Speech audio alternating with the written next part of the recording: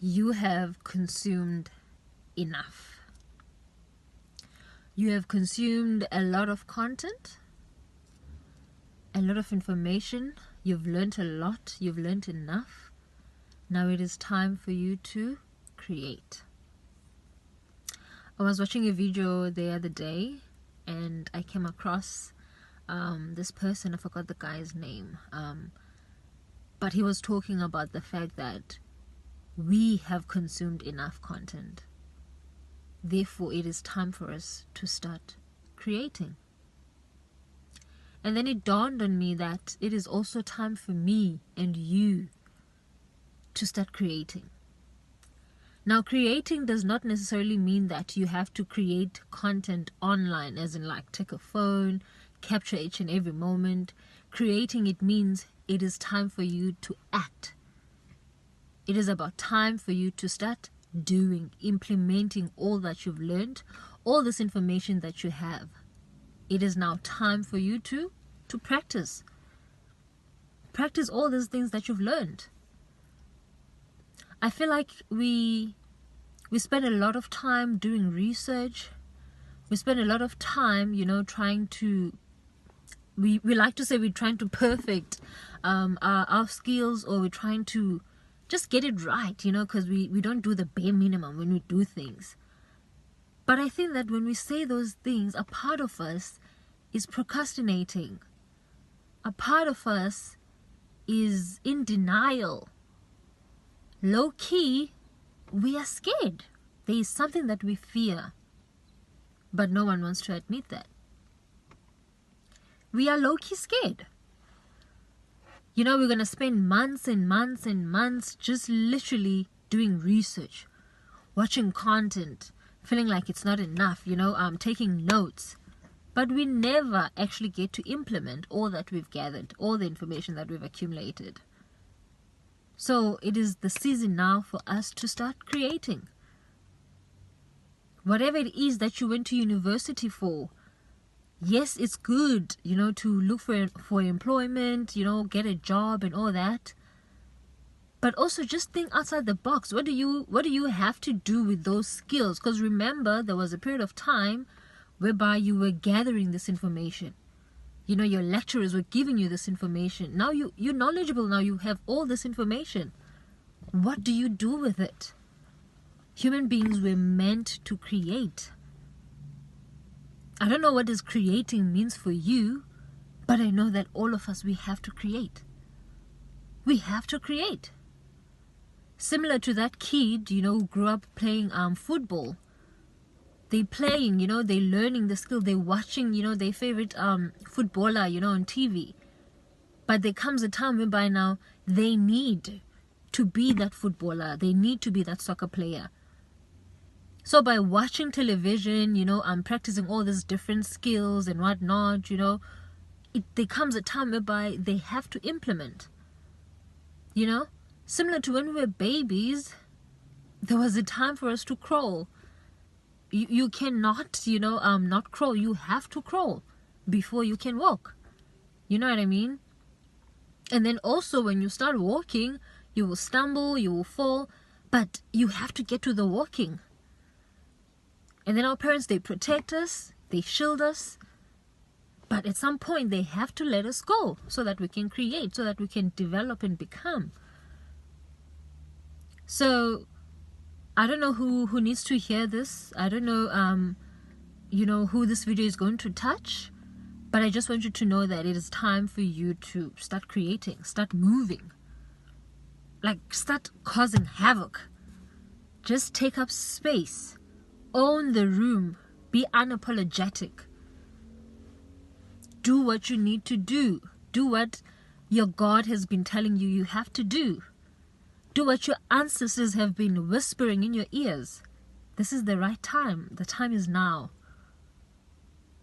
It is time for us to start creating. Hear me when I say creating, not necessarily in a sense of taking up the phone and creating YouTube content, Instagram or TikTok. But if that's your path, then by all means necessary. But I know deep down you know what it is that you have to do. If it means creating a loving family environment, you do that. If in your family you are that nucleus, that person who brings people together, and you can see people are fighting, there's no cohesion, there's no love in the family. But deep down, God has whispered unto you that you are the person to bring them together. You can't now just hold, this gift that God has given you. You can't. You have to create. You have to engage and make things move, you know what I mean? Because you've been anointed. God has gifted you that gift. So we need to not be scared of our gifts. We need not to be, scared or ignorant of the thoughts, that we have, or of the voices that we've heard, because we dream about these things. We dream about what we have to do. You're not stupid for thinking that you deserve better in life, or having visions in terms of how your life is supposed to look like, and you're unhappy where you are. It means you need to move. You need to get up and move. Create. You've consumed enough. You've learned enough. You have it all. You have all the tools. I don't care who says you're not qualified. I don't care who says, just wait a bit of 2 years. You're not like so and so. It is right now. God is saying now. I don't know who I'm talking to. Oh no, I can't go there. I don't have a car. Dude, you're not the only one. You're not the only one. You're not the only one. Please create the life that you want for yourself. Create the life that you want for yourself. Time waits for no man. So you can't spend all your life wasting time, because it waits for nobody. Do not waste the opportunities. And the funny thing, I don't even think it's funny, but the sad part about life is that when you know that you are meant to lead a particular life, to impact people in a particular way, regardless of how delayed you are, that thing will never go away, because you're not where you're supposed to be. You're not living out the vision that God has had for you. You're not taking up space. You're not authentically yourself. So that bug will always, it will come and it will fade. It won't go away, but it'll fade. But it'll always come back. That's why when you're older, when people are, older and wrinkled up, they always look back and they're like, oh my God, I regret not doing this. I regret not starting earlier. Similar to the people who start late, and they become successful. And then when people are, when they're being asked, what would you have done differently? They're like, I wish I would have started sooner. So the point is that whoever you're meant to be, that thing will follow you. It'll follow you until, to the grave, basically. So if you think, I was supposed to start when I was 22, I'm 28 now. And then before you know it, you're 32. You know what, I was supposed to start when I'm 28, now I'm 32. Then the next thing, you're 38. I thought I was going to start when I'm 32, now I'm 30. Honestly, this shows you or tells you that it will not go away. The bug won't go away. It'll bite, maybe disappear, but it'll come back again. It'll come back again.